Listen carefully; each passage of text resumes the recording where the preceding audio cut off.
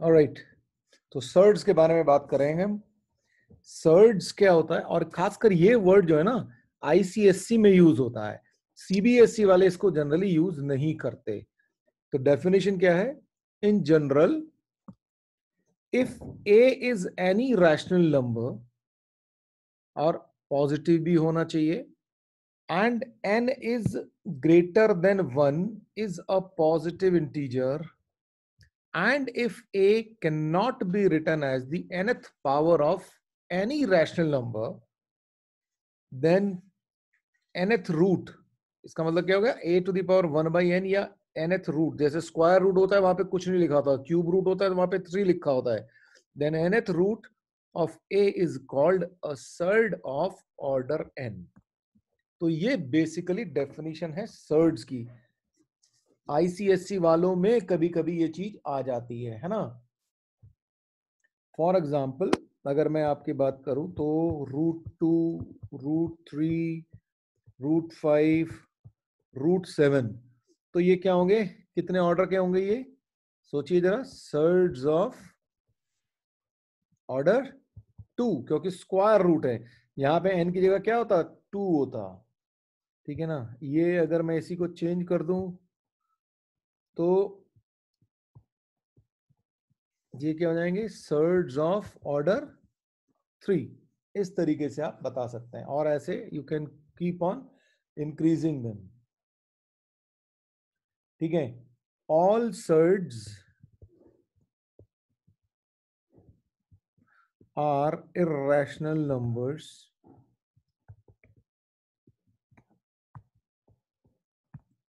ठीक, ये तो क्लियर हो गया कि all surds are irrational numbers. एक चीज और भी होती है, बट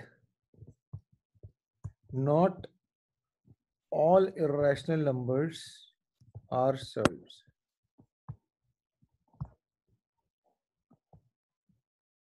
ठीक है जी, इसका मतलब हो गया कि सारे सर्ड्स तो इर्रेशनल नंबर होते हैं, लेकिन all irrational numbers are not necessarily surds.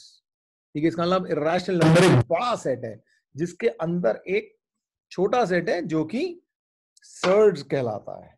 ठीक है भाई, कुछ एग्जांपल्स हम देखेंगे अभी थोड़ी देर में। तो अच्छा, पहले तो जरा ये बताया जाए कि इसको हैंडल कैसे किया जाएगा। ठीक है जी, फॉर एग्जाम्पल है आपके पास √45, इसके बारे में क्या कहोगे, ये सर्ड है कि नहीं है, जरा ये बताएं please. Can you please calculate if it is surd और not.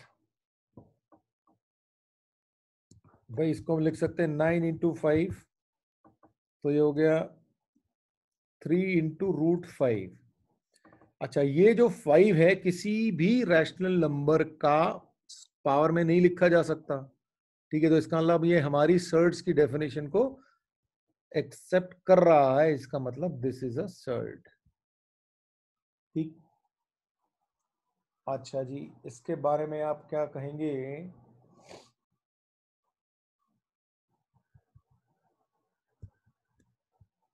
Cube root of 216, can someone comment on this? Not a surd, Nakul कह रहा है नॉट अ सर्ड, आरुष भी बोल रहा है not a surd. 2√2 is a surd, yeah, of course. Yes, 2√2 will be a surd. Aniket भी बोल रहा है कि नहीं है। भाई सीधी सी बात है, 216 तुम क्या लिख सकते हैं, 6 की पावर क्यूब। ठीक है ना, यानी कि ये तो आ गया 6 ही, तो नॉट सर्ड। तो आप ऐसे करके कोई भी चीजें जो है वो चेक कर सकते हैं। अच्छा जी, जरा इनको मल्टीप्लाई कैसे करेंगे, जरा ये कोई मुझे बता दे। For example 2 plus √5 and 3 plus √2, इसको मल्टीप्लाई कैसे करेंगे, what would be the answer?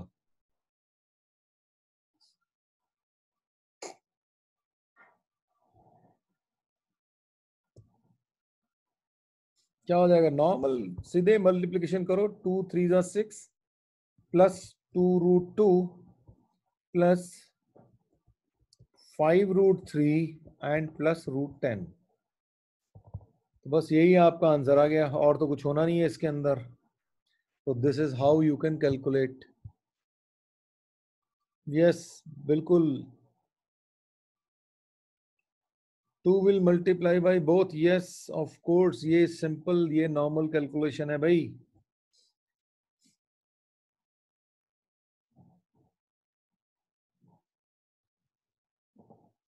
Will it be 3√5? Oh sorry, हाँ गलत लिख दिया मैंने भाई, ठीक कह रहा हूँ. अब ये 3√5 होगा. This will be 3√5. वो दिमाग में एक ही चीज चलती है ना. चलिए, बिल्कुल सही बात है, 3√5 होगा ये. Thank you for correcting. Alright. अच्छा ये बताइए,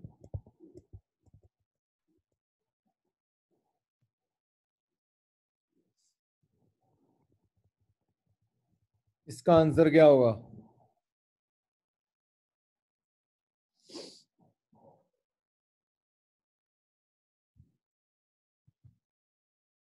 4.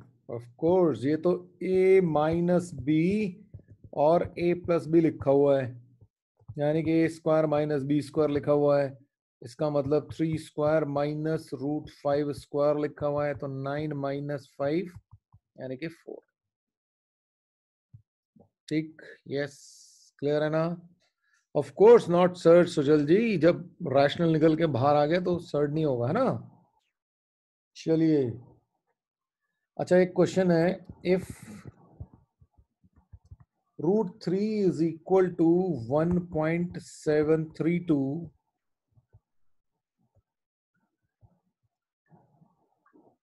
find the value of √27 minus 3√75 5√48 plus 2√108. करिए जरा, इसको सॉल्व करिए, इसकी वैल्यू बताइए आप मुझे. अच्छा, इसमें सब बड़ा सिंपल सी बात होती है, कहीं भी आप ऐसा नहीं कि √3 की वैल्यू रखते चले जाएं. आप इसको सॉल्व करिए. सॉल्व करके कुछ ये काफी टर्म्स आपस में मिल जाएंगी, कुछ सिंप्लीफाई हो जाएगा, फिर आप फाइनली √3 की वैल्यू रखिएगा. आहा, आदित्य 890 आंसर निकाल दिया तूने, है? सोच तो ले क्या आंसर आना चाहिए बेटा, जल्दी मत कर. चलिए जी देखें, √27 को हम कैसे लिख सकते हैं? 9 × 3 होता है 27. ओके. 75 को क्या लिख सकते हैं? 25 × 3. 5 × 48 को क्या लिख सकते हैं? 16 × 3. प्लस 2 × 108 को क्या लिख सकते हैं हम? 36 × 3. अब यहां से क्या बाहर आया? रूट्स के बाहर आया 3. यहां से क्या बाहर आया? ये होगा 25 × 3, तो 5 × 3 ये हो गया 15√3. प्लस यहां से क्या आया? 4√3, तो ये हो गया 20√3. और यहाँ से 6 आया तो ये हो गया 12√3. बताइए भाई, ये कैलकुलेशन सबको समझ में आई कि नहीं आई? कोई ऐसा है जिसको ये कैलकुलेशन समझ में नहीं आ रही? बोलो.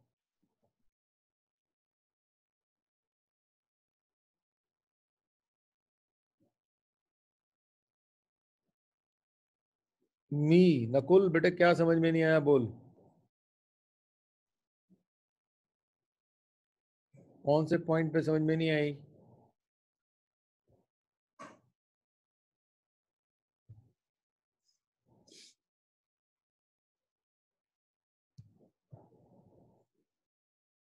सेकेंड टर्म ये वाली, ये 75 था ना. 75 क्या होता है? 25 × 3. 25 स्क्वायर रूट से बाहर आएगा ये 3, ये क्यूब रूट नहीं है, ये 3 इंटू है ये. तो 25 से बाहर आएगा 5, और 5 × 3 15. ऐसे यहाँ पे 16 था. 16 4 का स्क्वायर रूट होता है, 4 बाहर आया, 4 × 5 20. और यहाँ से 36 से 6 बाहर आया, तो 6 2 12. ठीक है भाई नकुल, समझ में आया? क्लियर हो गया नकुल? Okay, alright. तो बस अब क्या है? √3 √3 √3 √3, सारे √3 को बाहर निकाल के फेंको. और 3 माइनस 15 प्लस 20 प्लस 12 और बाहर है √3। इसको जरा सॉल्व कर ले तो क्या आएगा भाई? 12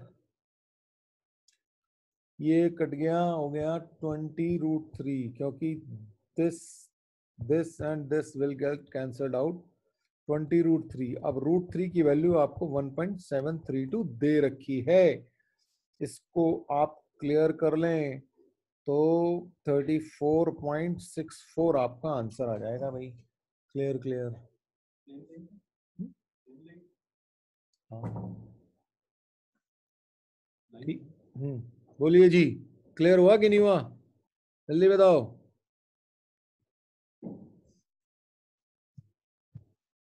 यस सर, शुयस आ गया अनिकेत। बिल्कुल जी, बहुत आसान है, मुश्किल कुछ भी नहीं है, थोड़ा सा दिमाग लगाना पड़ता है बस। ऑलराइट,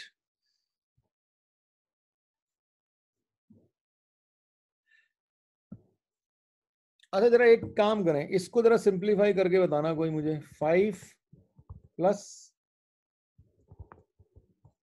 2√6, जरा इसको सिंप्लीफाई करो तो। हाँ जी भाई, बड़ी सिंपल सी बात है, अगर मैं बोल रहा हूँ ये सिंप्लीफाई हो सकता है तो ऑब्वियसली सिंप्लीफाई हो सकता है ना?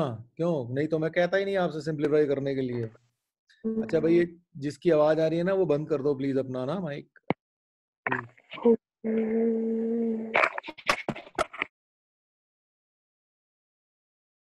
ठीक है। अच्छा अब ये देखो, यहाँ पे एक रूट है और एक यहाँ बाहर रूट है। इसका मतलब ये चीज रूट से बाहर निकालनी है तो कुछ होल स्क्वायर बने तो मेरा रूट से बाहर आएगा। सीधी सी बात है ना। रूट अगर यहाँ पे अंदर कोई स्क्वायर बन जाए तो मेरा ये रूट से बाहर आ सकता है, बस यही तरीका है मेरे पास। तो सोचू मैं इसको रूट, इसको कैसे बना सकता हूं मैं। ठीक है जी, तो हमारे पास दे रखा है 5 प्लस 2√6। इसको सोचते हैं क्या कर सकते हैं। अच्छा, आप जरा इसको सोचो पहले, इसको कैसे ब्रेक करूं मैं। क्या मैं इसको ऐसे लिख सकता हूं? ये बताइए, ये लिख सकता हूं कि नहीं लिख सकता हूं? ये क्लियर है? बताओ, यस और नो। बिल्कुल क्लियर है ना सुयश? अच्छा अगर ये क्लियर है तो इसका मतलब ये तो कुछ ऐसा लिखा हुआ है 2ab। ठीक, अब अगर 2ab है तो a स्क्वायर और b स्क्वायर भी मिल जाते तो काम खत्म हो जाता। अच्छा चलो जरा, अगर a√2 है, b√3 है, तो a square plus b square क्या होगा? इसका मतलब a स्क्वायर होगा 2 और b स्क्वायर होगा 3 और a square plus b square क्या होगा? 5। वही यहाँ पे लिखा हुआ है। इसका मतलब ये जो मेरा 5 प्लस 2 इंटू √2 इंटू √3 है, इसको मैं कैसे ब्रेक कर सकता हूं? √2 स्क्वायर प्लस √3 स्क्वायर, एक मिनट, प्लस √3 स्क्वायर और प्लस 2 इंटू √2 इंटू √3। यहां तक समझ में आया कि नहीं आया ये बता दो मुझे, फटाफट बोलो यस और नो। आ गया, सही है जी। अब अगर ये आ गया तो इसका मतलब ये क्या लिखा हुआ है? √2 प्लस √3 का होल स्क्वायर लिखा हुआ है ये। ठीक है ना? तो अगर ये चीज है तो इसका मतलब ये क्या हुआ? √2 प्लस √3 का होल स्क्वायर और इसके सिर पे लगा हुआ है रूट। तो इसका मतलब आंसर क्या आ गया? √2 प्लस √3। समझ में आ गया? क्लियर? जल्दी बताओ। तो एक और क्वेश्चन, अब एक और बता दो मुझे जी, अगर आपको समझ में आ गया तो इसका और बता दो मुझे।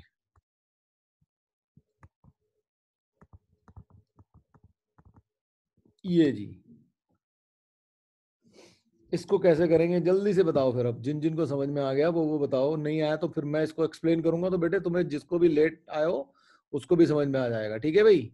चलो चलिए जी, एक बार देखें। सबसे पहले क्या करना था, इसको लिख लेते हैं, इसको सोचते हैं कि ये होल स्क्वायर कैसे बन सकता है। तो इसको मैं कैसे ब्रेक कर सकता हूं, पहले तो इसको ब्रेक करो सबसे पहले। तो 8 माइनस √5 इंटू √3 लिख सकता हूं मैं इस √15 को। और अब जैसे मुझे ये दिखा, मैं ये मान लू, मान लेता हूं कि ये 2ab टाइप की टर्म आ गई। अब 2ab मुझे मिल गया, तो a स्क्वायर और b स्क्वायर और मिल जाए तो मेरा काम खत्म। तो चलो जी, अगर a जो है वो √5 है तो a स्क्वायर कितना होगा, 5 होगा। अगर b मेरा √3 है तो b स्क्वायर क्या होगा, 3 होगा। तो और a square plus b square क्या होगा, 8 होगा। वो लिखा हुआ है यहाँ पे। इसका मतलब मेरा 8 माइनस 2 √15 जो है, that can be written as √5 square plus √3 square minus twice of √5 into √3। बाप बताएं यहां तक क्लियर हुआ कि नहीं हुआ, बताइए जी, अब बताओ। Yes. क्लियर हो गया? ये जो बच्चा लेट आया था उसको भी हो गया clear? Yes, sir. Okay good. तो अब ये क्या बन गया, ये बन गया √5 माइनस √3 होल स्क्वायर। यानी कि यहां पे अगर मैं लिखूं तो ये बना √5 माइनस √3 होल स्क्वायर, और इसके ऊपर एक स्क्वायर रूट लगा हुआ है, यानी कि आंसर आ गया √5 माइनस √3। Is it okay? आराध्य जी, ये क्या 8 लिखे जा रहा है? क्या लिखना चाहता है बेटा, ये तो बता दे मुझे। ठीक है, 4√5 5√3 10 3√7 and 6√2 arrange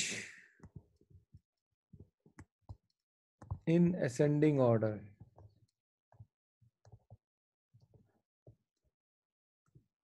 जरा बताइए, जरा इसको कैसे करेंगे अपन।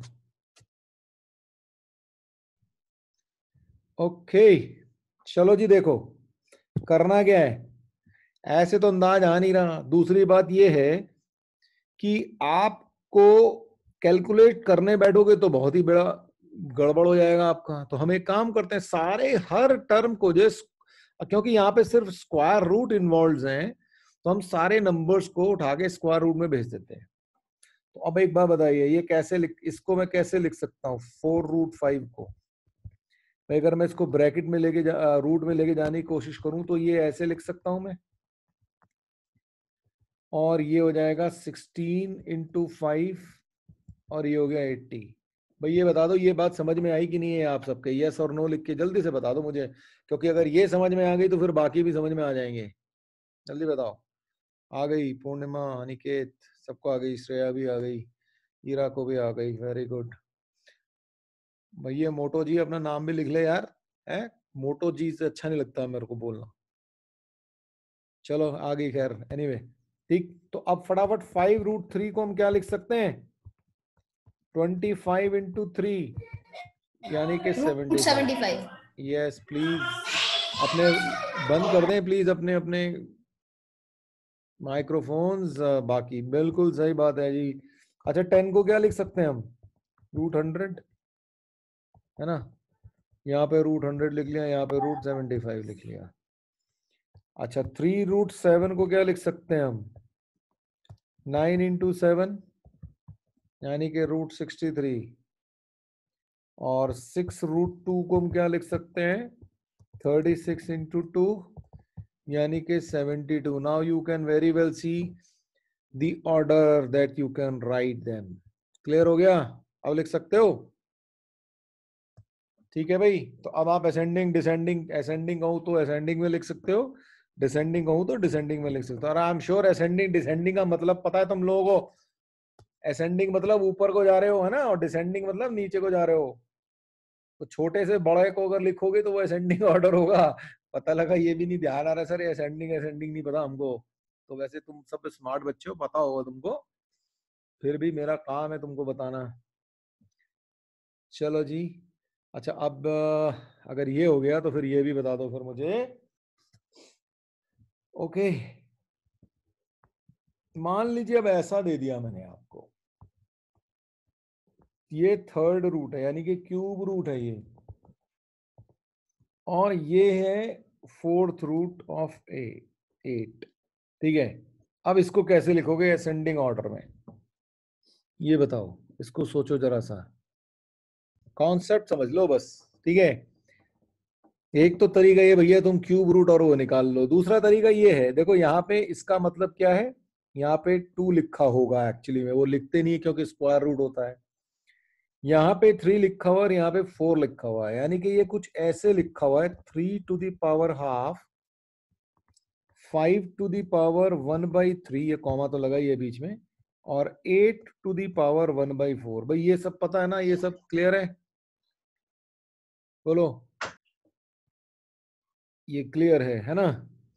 अच्छा अब 2, 3 और 4 का एलसीएम क्या होता है?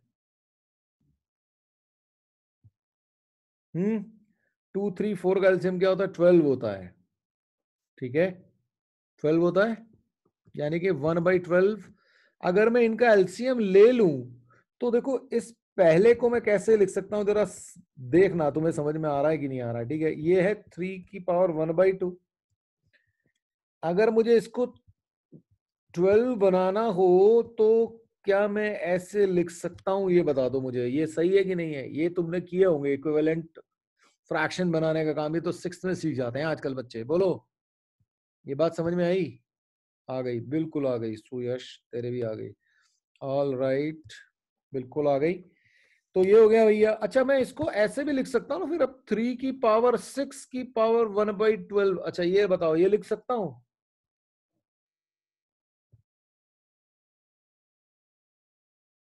वन बाई टू नहीं लिख, 1/2 तो बेटा स्क्वायर रूट का मतलब ही होता है ना आदित्य, 1/2 का मतलब ही स्क्वायर रूट होता है। ठीक है, √2 अगर लिखा हो तो उसका मतलब होता है 2 की पावर हाफ। चलो जी। अच्छा अब इसको देखें जरा, इसको ये लिखा है थर्ड क्यूब रूट ऑफ 5। ठीक, इसको मैं कैसे लिख सकता हूँ? 5 की पावर 1/3, लेकिन मुझे जो है ना यहाँ पे 1/12 चाहिए, तो मैं उठा के कैसे लिख दूं इसको? 4/12। ओके ठीक लिखा है भाई। और फिर मैं इसको लिख दूं 5 की पावर 4 की पावर 1/12। बताओ ये बात समझ में आई कि नहीं आई?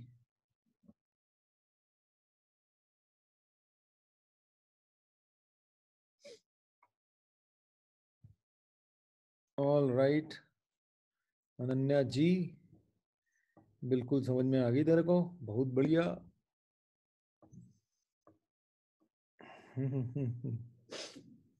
हाँ आरुष, अब तो तू समझ गया है, अब तो बहुत स्मार्ट है तू। ओके, अच्छा जी, 8 एंड 4, ये था फोर्थ पावर, इसको मैं लिख सकता हूं 8 टू दी पावर 1/4। ठीक है भाई। अच्छा फिर मुझे तो नीचे तो मुझे 1/12 ही लाना है, तो मैं इसको ऐसे लिख सकता हूं, और इसको फिर मैं ऐसे लिख सकता हूं। अब बता दो ये बात समझ में आ गई कि नहीं आ गई? और अब तो बहुत आसान हो गया, है ना। अब हर एक की खोपड़ी पे जो है 1/12 पावर है, और ये अंदर के इनको सॉल्व कर लो तुम। देखो यहाँ पे तो फिर भी बहुत क्लियर था, लेकिन अगर बहुत क्लोज आंसर आ जाए ना, क्लोज चीजें दे दूंगा तो फिर तुमको आफत आ जाएगी, अगर तुम्हें ये बेसिक मेथड नहीं पता इसको सॉल्व करने का तो। ठीक है, तो अब आपके सामने 3 की पावर 6, 3 की पावर 6 कितना होता है भाई, कोई बता दो मुझे। बोले भाई 729 होता है ना। तो यानी कि 3 की पावर 6 जो है वो है 729 और इसकी पावर है 1/12। अच्छा 5 की पावर 4 कितना होता है? 625 होता है और इसकी पावर भी 1/12 है। अच्छा 8 की पावर 3 कितना होता है? 512 और इसकी पावर भी 1/12 है। अब सबकी पावर सेम है, तो अब आप अंदर की क्वांटिटी से बहुत क्लियरली बता सकते हो कि कौन सा बड़ा है और कौन सा छोटा है। तो कौन सा सबसे छोटा हुआ फिर? ये सबसे छोटा, ये उससे बड़ा और ये सबसे बड़ा। अभी क्लियर हो गया भाई? कॉन्सेप्ट क्लियर हो गया कि नहीं हो गया, ये बता दो मुझे। बोलिए जी, क्लियर हो गया कॉन्सेप्ट? आपने सबसे पहले क्या करना है, सबकी जो है पावर्स को एक जैसा बना लेना है। तो हमने उसमें क्या किया, हमने एलसीएम ले लिया भाई, 1/2, 1/3 और 1/4 का एलसीएम लेके सबकी पावर 1/12 बना दी और फिर उस हिसाब से हर एक को एडजस्ट कर दिया। अब फिर आपका आंसर आ जाएगा। चलो भाई, ये भी एक काम खत्म।